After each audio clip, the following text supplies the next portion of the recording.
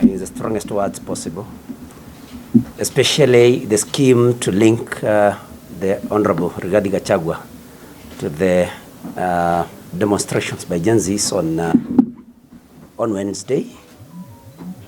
I mean, and I think I take great exception to the statement by Honorable Murkomen yesterday when addressing police officers, where he assured them and told them to shoot to kill, because he told them that the guns that they carry are not ornaments and that they should use them. And at the end of it, he concluded by saying that those were not his orders, they were orders from above. And so the above can only be President RUTO. And what I got from that is that President RUTO has ordered the killings of innocent Kenyans, unarmed, especially our youth. And so we want to tell them that actually Murkomen displayed his ignorance yesterday, because you cannot tell us that Gachagua, that you only got to know that Gachagua organized these youths after the loss of life and destruction of property. If you have any IS in this particular country, they should have been able to get that information, if true, that Gachagua was organizing this, and they should have been able to foil. We know that this destruction of property was targeted, and it was aimed at and targeted at businesses, especially owned by people from Mount Kenya, in order for them to be able to show that the demos were organized by Mount Kenya, and were targeting the people of Mount Kenya. It will not work. People are not stupid. And we want to also tell Murkomen, please, when you are in the Senate as majority leader, we thought that you are a promising leader. We thought that you are a reasonable leader. But today you have suspended any reasoning. And we want to tell you that you cannot, if you have become ignorant and blind because of power and money, because you are the symbol of opulence in this country, then don't think that the Kenyans are stupid. And we know, I also want to take great exception of the statements made by Junet Mohammed to show that this was a Kikuyu affair. We want to tell them that the Kikuyu of this country have a right. They do not exist in this country at the pleasure of President Ruto or Murkomen or Junet Mohammed. They are there by right. And for them to trivialize demonstrations that were happening countrywide and portray it as a Kikuyu affair, it was unfortunate. And Junet Mohammed is another person that is very disappointing. And we want to tell Junet, by the way, and ODM, you know, if you take away somebody's husband, you do not have to keep, demonizing the first wife. If you want to blackmail the husband. For us, we have no use for this husband now. This for us is a worthless husband. You do not have to keep, demonizing Gachagua about your new husband. You have taken him. We have no use for him. Please enjoy your illegitimate relationship with your husband. We have no use for that husband. And please let our people be. Let Kenyans be. Address the issues affecting the youth. The youth of this country are asking for jobs. The youth of this country are protesting against the killing of their colleagues. The youth of this country want to be sure that education will be available and accessible to all, regardless of the ability, the financial ability of your parents. These are the issues. Address them. Please give our youth the right to be. And we want to also remind President Ruto that the killings that have happened, the youths that have been killed, nobody was born before 2022 when you were elected as president. These people were living in this country. We want to remind you that the cabinet may serve at your pleasure. Your appointees may serve at your pleasure, but we want to tell you, President Ruto, we do not exist in this country in your at your pleasure. We are here by right, and we are not going to allow you to take away this right for us to live in this country. You just became president the other day. You have to let us continue living the way we were living. I want to say this hour, no one is interested to take power through the back door. This government will be removed constitutionally, and that is clear. They are counting their days, and they know the date of election.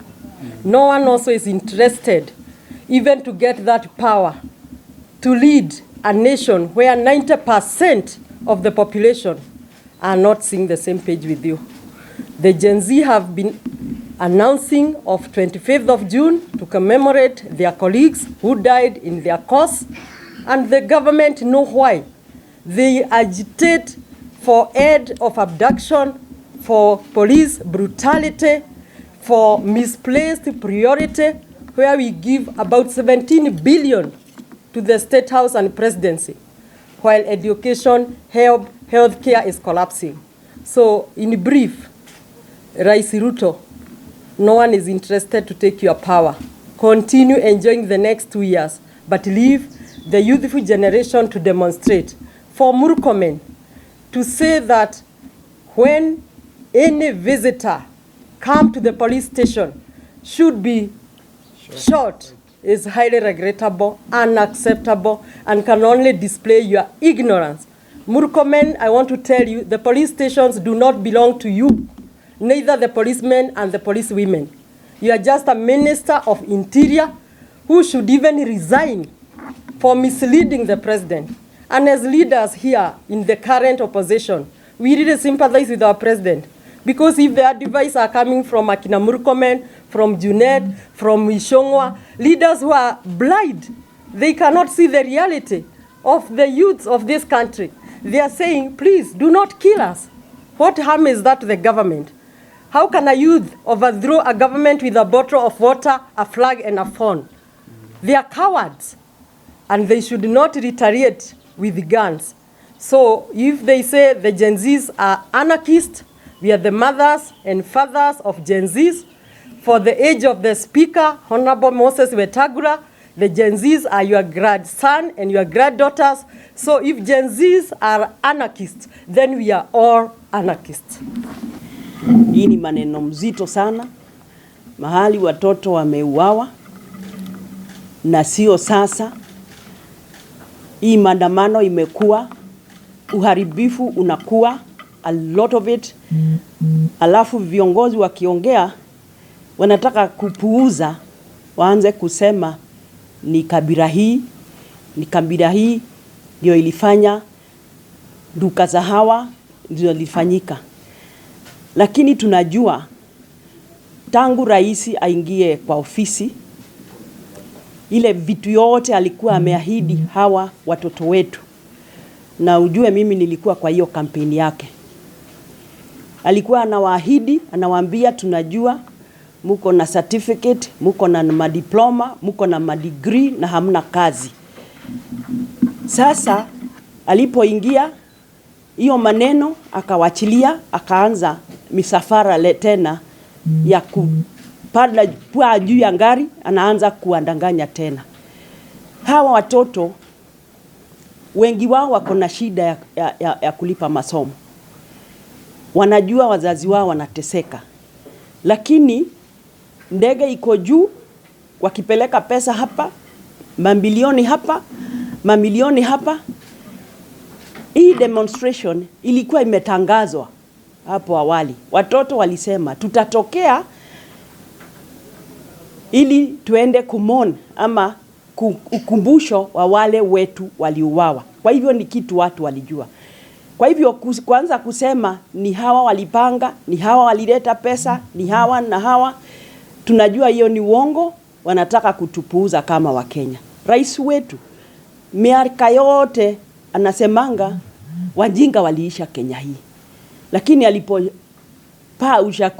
alipopata hiyo kiti ama alipopaa hapo ushukani, ameona kama Wakenya tena wamekuwa wakumbafu. It is not possible. Tumeona, we have been there. Niwaambia mimi nilikuwa kwa kampeni yake. Hata ilifika mahali nikamuuliza, Your Excellency, kwa sababu utachaguliwa na vile umeahidi hawa watoto wako na imani kubwa sana na wewe, hebu niambie uko na mipango gani kwao? Mimi mwenyewe Jane Kihara tukiketi hivyo nilimuuliza, kasema we Jane, we wacha, hao tutawapanga. Sasa ameendelea kupanga, lakini hawapangi. It is not possible. We cannot thrive on lies, especially when you are the head of state. Tulitajwa majina pale, ati wanataka kusema kuna wale walichochea, lakini hawa watoto waliamua na wakasema watatokea na wakatokea. Lakini ile walikubana naye ni vile mheshimiwa ametuambia hapa. Mheshimiwa alisema atalete wahuni kutoka kwao huko Rift Valley. Naye governor wa Nairobi akasema hata kubali wahuni waharibu. Lakini hao wahuni ndio waliharibu hii demonstration ama maandamano ambayo ilikuwa ya amani ya watoto ambaye hawaridhiki na uongozi wa nchi hii. Ndio tumesema wasitupumbaze na kujaribu to divert the problem at hand, because this is what they are trying to do. Kuleta emotion kwa bunge, alafu muongei mambo ya wale watoto wamekufa, wale hawajapatikana. Na mnajua rais mwenyewe kuna wakati alisema wale wameshikwa mateka wamerudishwa kwa manyumba yao, na bado tunaona wazazi wakitokea kusema watoto wao hawajapatikana. Ni kama rais ameshindwa kuongoza nchi hii na anaongoza na uongo, ama kuna jama ambaye ipo ya tusifanye uchaguzi 2027. Wanajaribu tu kulete ghasia, ndio tuwe tunaongea mambo ya ghasia. Wakenya waliamua wanataka kuwa kitu kimoja, and this has been all over. When our youth wakituambia hawana kabila, hawana viongozi, hawataki kuongea mambo ya ukabila, lakini rais akishika mikrofoni saa yote anasema kuna watu wako na ukabila. Rais wetu, you are dealing with learned children who have gone to school, and you cannot afford to cheat them. No matter how much you try to divert, it is not going to work, because you are dealing with very determined youth of this country who are disenfranchised by lack of jobs, yet they have gone to school. A strange claim by the majority leader to claim that the former deputy president, Rigathi Gachagua, had planned to kill his parents on Wednesday. I would wonder if there is any fool left in this country to believe such lies. They blamed Rigathi Gachagua on so many things, resulting from the demonstrations on Wednesday. I also wondered, and one would ask, is it Rigathi Gachagua who sent goons to come and overturn the flower pots in the city of Nairobi? Is it Rigathi Gachagua who sent goons in Githurai to come and break into Cooperative Bank, Githurai branch, looting it? Is it Gachagua who sent goons, as they claim, from Mount Kenya to come and break into Kasmat supermarket in Githurai? Is it Rigathi Gachagua who sent goons from Mount Kenya, as they claim, also to break into another branch of Kasmat supermarket, right at the roundabout of Githurai roundabout, at Githurai roundabout? They took 5 hours. Goons took 5 hours to break into that supermarket on a broad daylight. They had luxury of time. And I believe because the deployment of security was done selectively, I believe police officers were told to keep off in Githurai so that the goons can have the luxury of time to root and to break into those supermarkets. Was Rigathi Gachagua all over the whole country, where the demonstrations took place. If it is Rigathi Gachagua who had directed this, then he must be very strong if he has this capacity. He must be very influential. And he even deserves to become the president of this country, if that is the type of influence he has. Thank you.